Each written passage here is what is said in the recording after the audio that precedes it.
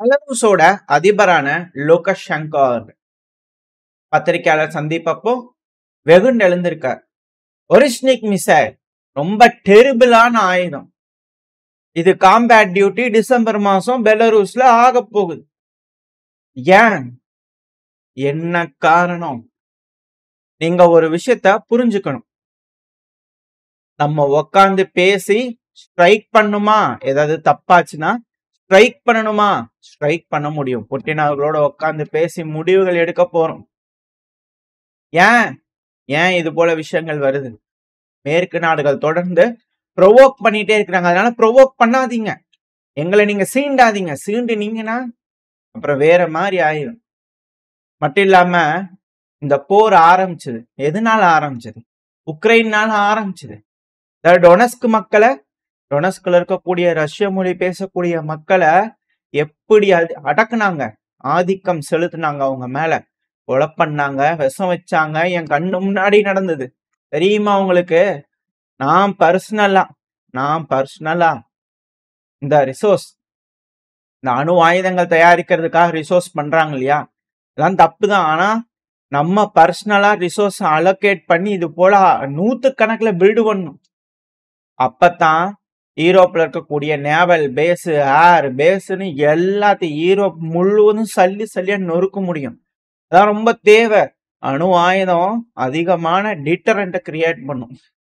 அதனால இதுக்கு முன்னாடி யோசிச்சு பாருங்க.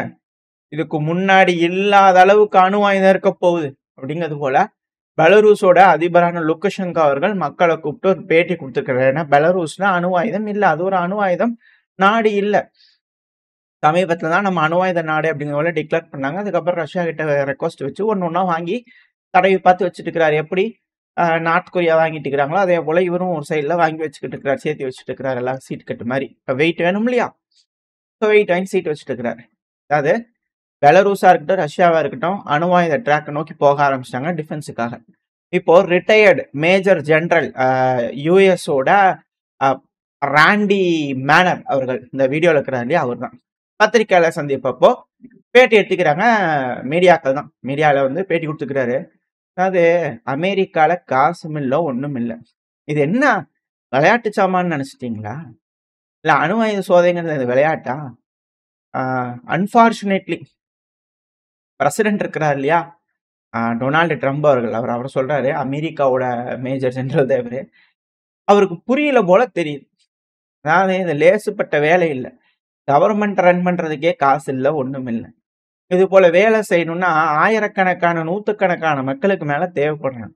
அதிகமான பண செலவு, அதுக்கேற்ற மாதிரி ஃபெசிலிட்டி. நாம கிட்ட முதல்ல ஃபெசிலிட்டியே இல்லை. அது மட்டும் இல்லாம டெஸ்டிங் பண்றதுக்கு எக்யூப்மெண்ட் வேணும். அது போக ஸ்பெஷலிஸ்டுக்கு தனி காசு ஆகும்.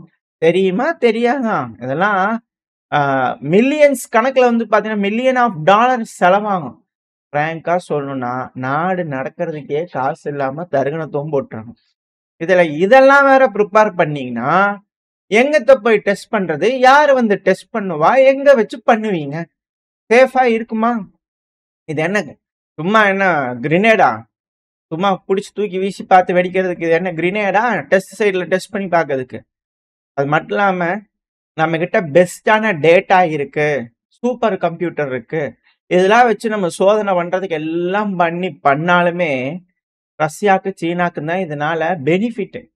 ஏன்னா நம்மளோட ஆயுதங்கள் போகும், வெடிக்கும், டேட்டாவை நம்ம எப்படி எடுக்கிறோமோ அவங்களும் வந்து சீனா அப்படியே சைட்ல வந்து ஒரு ஓரமா உட்காந்துட்டு எப்படி இருந்தாலும் சர்வேலன்ஸ்ல இந்த இன்டர்நேஷனல் சொல்லிட்டு அவங்க உட்காந்து வேடிக்கை பார்க்கும்.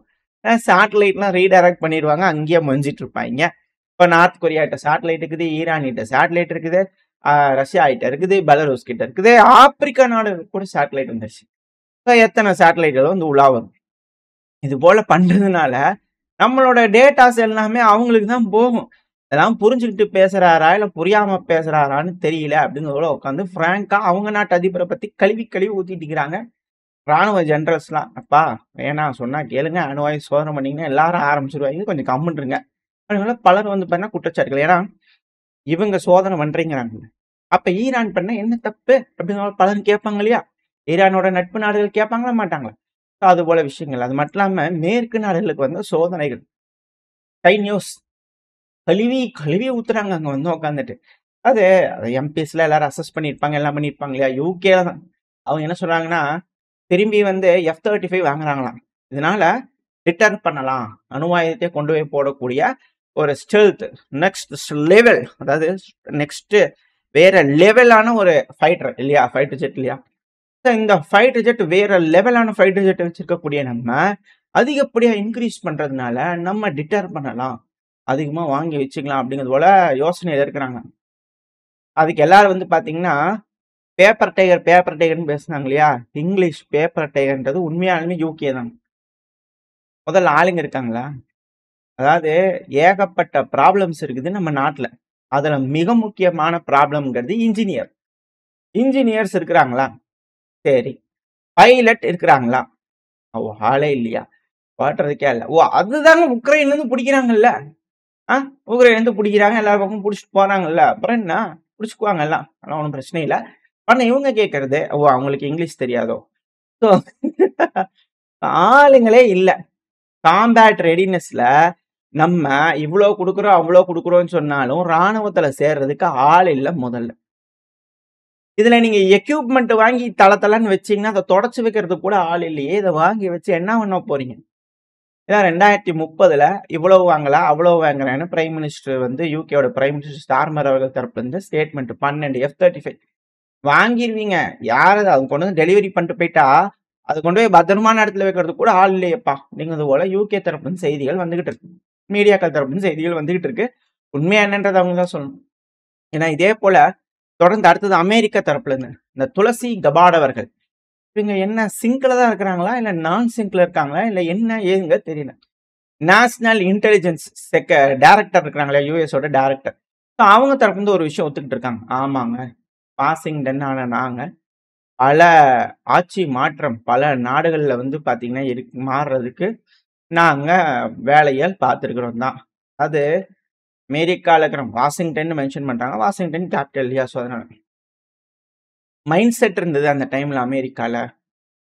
ஒருத்தங்கள வந்து நம்ம பிடிக்கலன்னா அவங்களுக்கு எப்படியாவது அடக்குமுறை கையாண்டு ஏதாவது ஒண்ணு பண்ணி சப்ரஸ் பண்ணி ஏதாவது நம்மளுக்கு பிடிச்ச மாதிரியான எல்லா பக்கத்துலயும் ஆளுங்களை உட்கார வைக்கலாம் அப்படிங்கிறது போல ஒரு யோசனையில நம்ம பலதும் செஞ்சிருக்கோம். இது போல செய்ய செய்ய என்ன ஆயிருக்குன்னா ஒரு கட்டத்துக்கு மேல எதிரிகளை அதிகமா சம்பாரிச்சிட்டோம். நட்பை சம்பாதிக்கிறதை விட இப்ப எதிரிகள் அதிகமாயிட்டாங்க அமெரிக்கா. இந்த ஒரு விஷயத்த நம்ம ஒத்துக்கிட்டே ஆகணும், புரிஞ்சுக்கிட்டே ஆகணும்.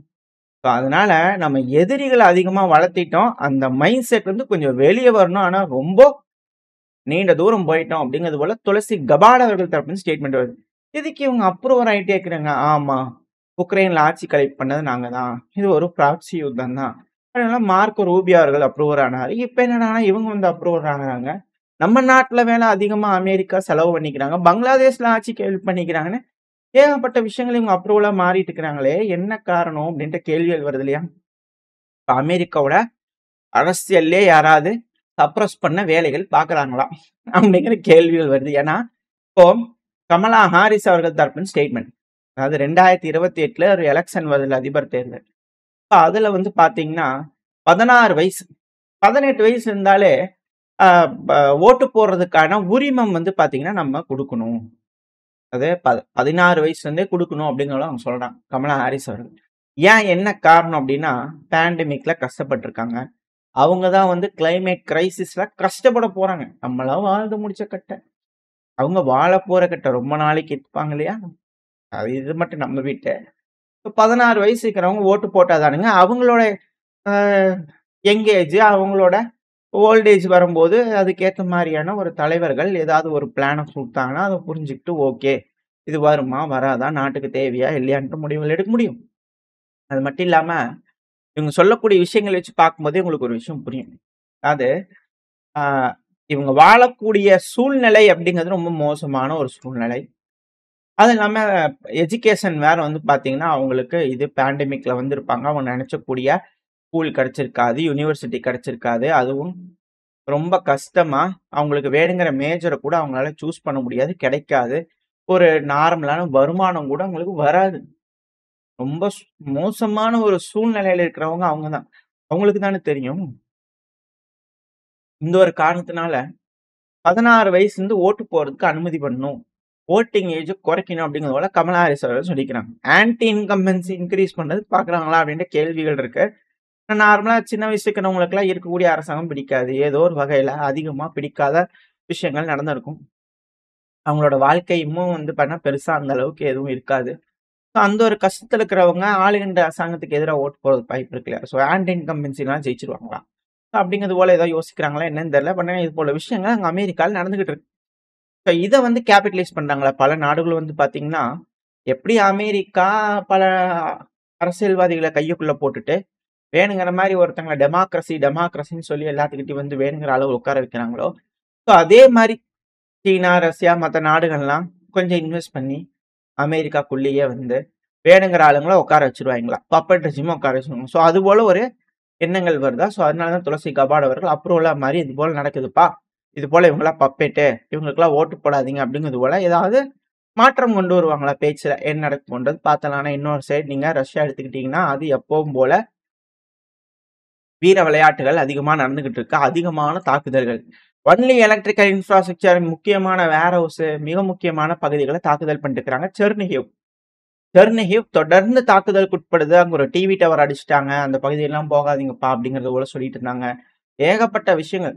அதுவும் செர்னிஹிவ் அப்புறம் பால்டோவ்கா ரீஜன். ஸோ இந்த பகுதிகள ஹெவியான அட்டாக் நைட் நேரங்கள்ல. கேஸ் புரொடக்ஷன் டேமேஜ் ஆயிருச்சு.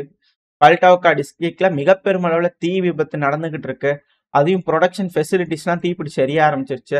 ரொம்ப கஷ்டப்பட்டு தீயணைப்பு வீரர்கள் போராடி தீயணைச்சுக்கிட்டு இருக்காங்க. இன்னும் தீயணைச்சு முடிக்கலங்க. அப்படிங்கிற செய்திகள் தான் பார்க்க முடியுது. அடுத்தது வந்து பார்த்தீங்கன்னா, செர்னிஹில்ல ஒன்லி என்டர்பிரைஸ் தான். அது இந்த டிவி டவர்லாம் வந்து பார்த்தீங்கன்னா, ஈஸியா மானிட்டர் பண்றதுக்கு, சிக்னல் சென்ட் பண்றதுக்கு டீப் இன்சைட் ரஷ்யா. இது போல பெரிய பெரிய டவர் மக்கள் யூஸ் பண்ணக்கூடிய டவர்கள்ல சிக்னல் ரிப்பீட்டர்ஸ் ஜெனரேட்டர்ஸ் வந்து பண்ண வச்சுட்டாங்க அப்படின்னா, அதன் மூலியமா ரஷ்யாக்குள்ள தொலை தூரம் போய் தாக்குதல் பண்றதுக்கு வந்து பார்த்தீங்கன்னா, யூஸ் பண்ணுவாங்க. ஸோ இது போல டவர்ஸ் எல்லாத்தையும் அடிச்சுட்டாங்க அப்படின்னா, அந்த ரிப்பீட்டர் சிக்னல்ஸ் ப்ரொடியூஸ் பண்ணக்கூடிய டிவைஸஸ்லாம் அங்க வைக்க முடியாது. ஸோ அதனால ரஷ்ய தரப்பு இது போல டவர் அடிப்பாங்க. இதுக்கு முன்னாடி வந்து பண்ண டொனஸ்க்ல அடிச்சிருந்தாங்க, லுஹான்ஸ்க்ல அடிச்சிருந்தாங்க. அந்த இடத்தெல்லாம் கிளியர் பண்ணியிருந்தாங்க. இப்போ வந்து பார்த்தீங்கன்னா, இந்த பகுதியில அடிக்கிறாங்க.